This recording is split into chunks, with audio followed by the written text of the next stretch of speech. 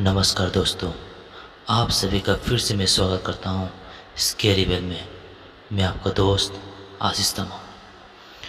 हिंदी में डरावनी कहानी को सुनने के लिए स्केरी बेल को सब्सक्राइब कीजिए और बेल आइकन को भी ज़रूर दबाइए। आज का कहानी मैं अपने दादी से मैंने सुना था, वही कहानी मैं आज आपके सामने कहने जा रहा हूँ।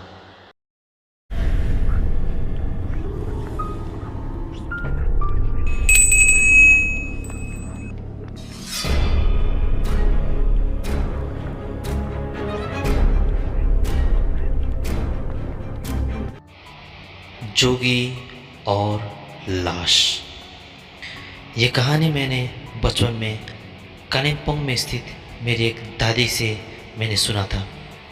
तो आज वही कहानी मैं आपके सामने भी शेयर करने जा रहा हूँ। ये कहानी उस समय का है जब मेरी दादी खुद बहुत ही छोटी सी थी।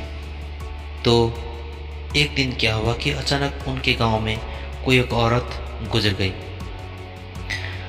जैसे कि जंगल में आग लगता है तो धीरे धीरे फैलता है, वैसे ही उनके गुजरने का खबर भी धीरे धीरे पूरे गांव को चल गया। उस औरत के घर पर देखते ही देखते भीड़ उमड़ने लगा। मेरी दादी भी गई थी वहाँ पे देखने के लिए। तब वहाँ पे बहुत ही दुख का माहौल छाया हुआ था, रोने कराने का आवाज़ आ रहा था।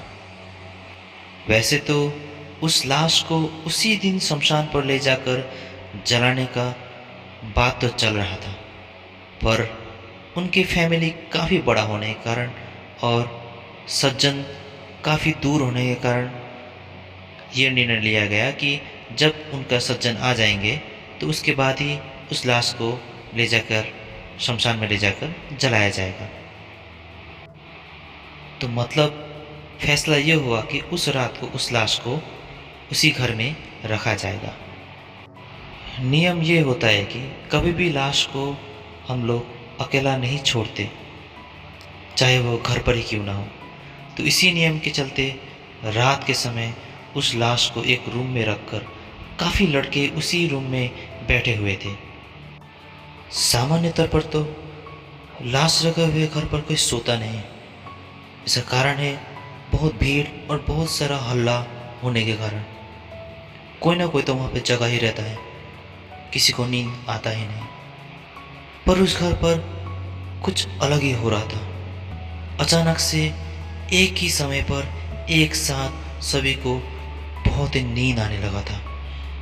ये कोई सामान्य बात ना था। देखते ही देखते एक एक करके सभी सोने चले गए। और सबसे बड़ा बात यह था कि लाश रखे हुए रूम पर जितने भी लड़के सोए थे वो सभी सो गए नीचे ही। आधा रात हो चुका था। सभी गांवों पर सन्नाटा छाया हुआ था। खासकर उस लाश रखे हुए घर पर तो काफ़ी लोग थे, फिर भी उस घर पर भी सन्नाटा छाया हुआ था। बल्कि लाइट तभी भी ऑन था, फिर भी सभी लोग सो गए थे। इस आधा रात के समय उस गांव से एक जोगी गुजर रहा था कि तभी उसी घर ने उसे आकर्षित किया, क्योंकि इतने रात को पूरा गांव अंधकार था, पर उसी एक घर से एक उजाला आ रहा था। मतलब लाइट की रोशनी से वह आकर्षित हुए। उसे मालूम था कि उस घर पर आज किसी का निधन हुआ है, क्योंकि गांव बहुत ही छोटा था। कहीं पे कुछ भी होता तो आसपास के सभी गांव पर बातें चलने लगती थी। इसी तरह से जोगी को भी मालूम था कि इस गांव पर किसी का निधन हुआ है, और उसे मालूम पड़ गया था कि उसी घर पर किसी का निधन हुआ है, क्योंकि उसी घर के लाइट जले हुए थे और बारांदे में बहुत सारे जूते और चप्पल रखे हुए थे। उसे मालूम पड़ गया कि वही है वो मोरो घर। मोरो घर नेपाली में जिस घर में लाश रखा जाता है या फिर जिस घर में इंसान गुजर जाते हैं तो उसे हम लोग मोरो घर कहते हैं, जब तक उस इंसान का कार्य ना किया जाए, मतलब क्रियाक्रम ना किया जाए, तब तक उस घर को हम लोग मोरो घर कहते हैं नेपाली भाषा में। पर अजीब बात यह था कि उस मोरो घर से कोई आवाज़ नहीं आ रहा था। काफ़ी सन्नाटा सा छाया हुआ था। ये बात जोगी को कुछ हजम नहीं हुआ। जोगी उस घर के नज़दीक तो चला गया और जाके उसने देखा कि दरवाजे के सामने बहुत सारे जूते और चप्पल रखे हुए थे।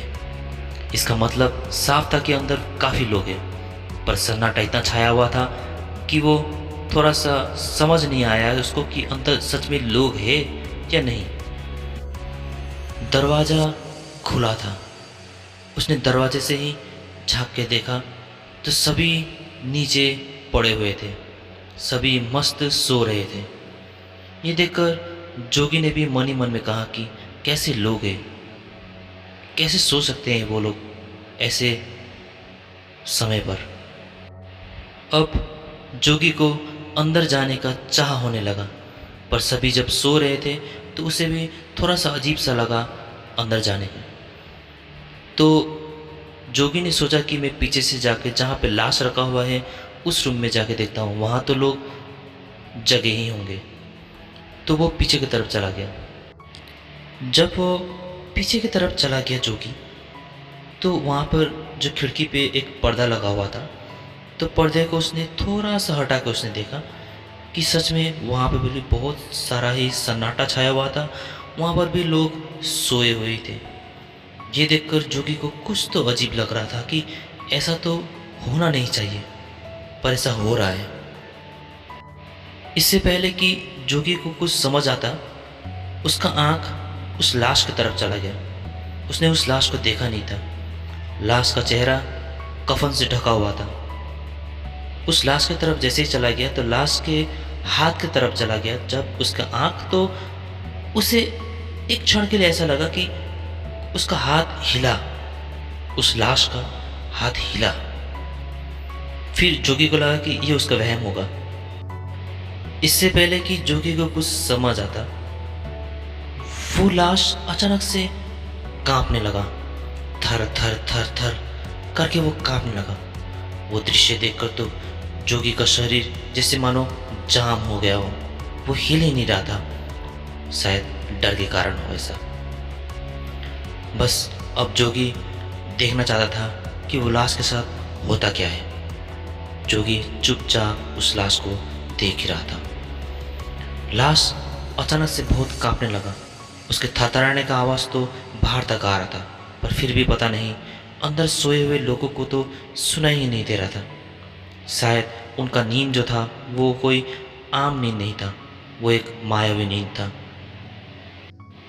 कि तभी वो लाश कांपते कांपते अचानक से खड़ा हो गया। वो खड़ा तो हो गया और उसके बाद वो कुछ ढूंढने लगा। बगल पर ही रखे हुए थाली पर चावल रखा हुआ था। उस चावल को उसने अपनी मुट्ठी पर भरा और कुछ फूंकने लगा मुंह से। उसके बाद क्या था, वो चावल को उस रूम पर जितने भी लड़के सोए हुए थे उन सभी लड़के के ऊपर वो छिड़कने लगा। एक फूंक मारता और छिड़कता, फिर फूंक मारता वो छिड़कता। कि तभी जोगी को लगा कि इन लड़कों का जान शायद खतरे पर है। जोगी को लगा कि वो बाहर ही रहकर अगर मंत्र जाप करे तो शायद कुछ हो सकता है। जोगी ने बहुत ही धीमे से ध्वर से ही सही वो मंत्र जाप करने लगा कि अचानक वो लाश फिर से नीचे सो गया। जैसा था वैसा ही। सोने के बाद वो पलट गया, अपने छाती के बल वो पलट गया और अपने पाँव को धीरे से मोड़ने लगा अपने सर की तरफ, और अपने हाथों से अपने पाँव को पकड़ लिया उसने, जैसे कि कोई बॉल हो, जैसे कि एक गोलाकार वो आकार धारण कर लिया था उसने। और देखते देखते वो रूम से बाहर निकल गया। अब जोगी को समझ में नहीं आ रहा था वो किस रूम में चला गया। तो जोगी ने यहीं से मंत्र थोड़ा बहुत ही धीमे धीमे जैसे ही कर रहा था कि उसे लगा कि पीछे से कोई आ रहा है। वो देख रहा कि वो तो घूम के दरवाजे से होकर वो गोल गोल गोल गोल घूमते घूमते जोगी के पीछे आ चुका था। वो जोगी ने मुड़कर जैसे ही वो दृश्य देखा तो उसका पाँव से लेकर सिर तक जैसे कि कोई करंट दौड़ रहा हो। डर के कारण उसका रोंग रोंग खड़ा होने लगा। जोगी को कुछ समझ में नहीं आया। उसके लगा कि उसे भागना चाहिए। वो भागना शुरू कर दिया उसने। जोगी बहुत ही तेज भागने लगा और अपने हाथ पे रखे हुए एक हड्डी रखा हुआ था। जोगी यह क्या करता है कि जो हड्डियाँ होते हैं, इंसानी हड्डी होता है, उसे फूंकते हैं रात को।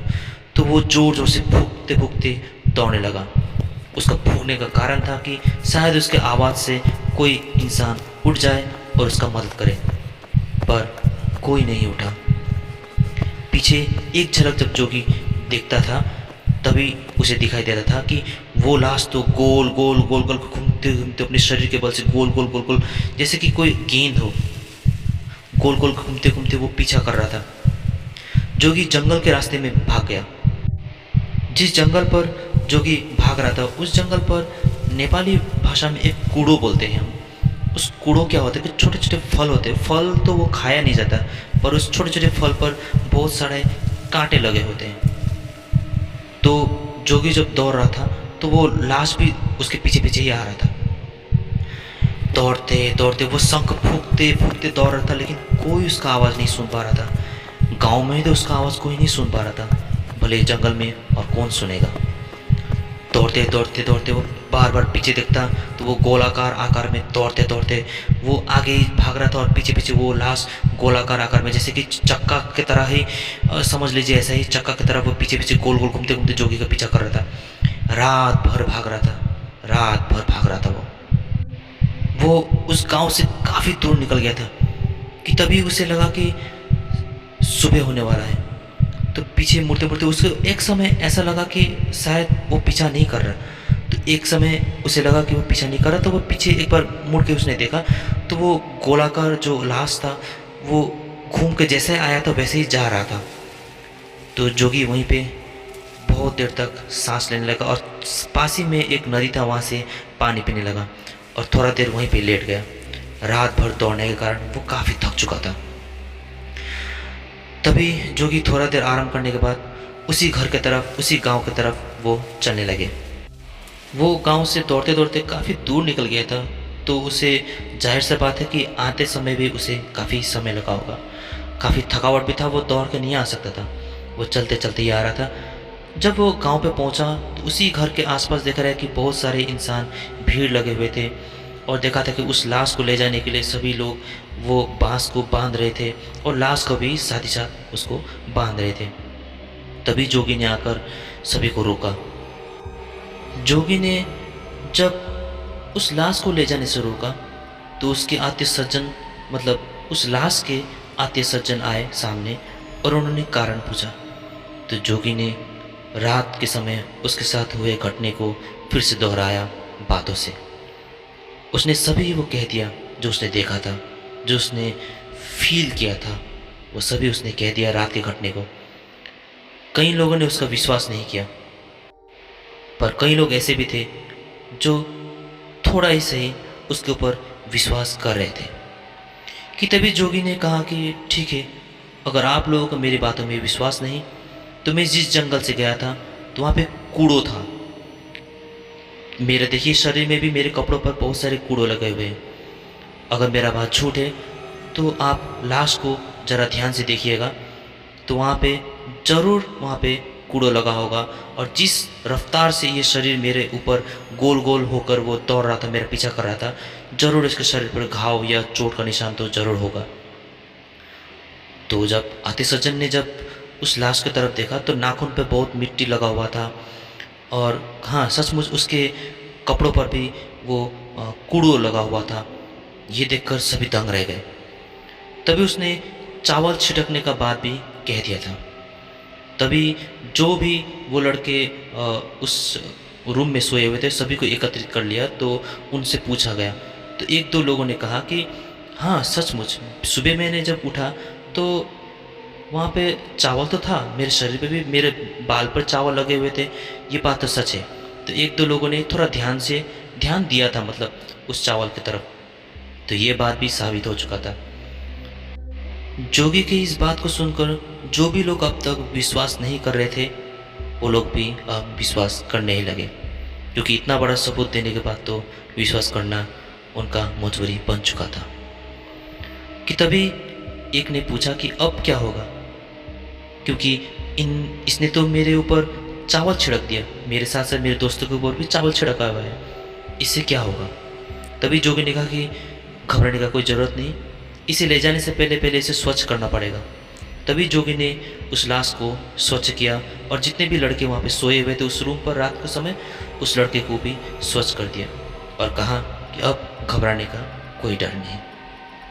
उसके बाद बहुत ही रीति रिवाज से उसे जलाया गया और जैसे कि नॉर्मली होता है वैसे ही नॉर्मली ज़िंदगी अर्पण होने लगा।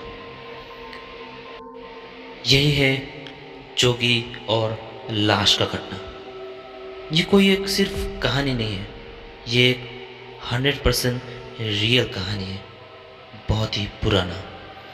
आज भी उस गांव के लोग इस कहानी को दोहराते हैं और बोलते हैं, अपने नाती पोते से इस बात को कहते हैं। तो आशा करता हूँ आप लोगों को पसंद आया होगा आज का कहानी।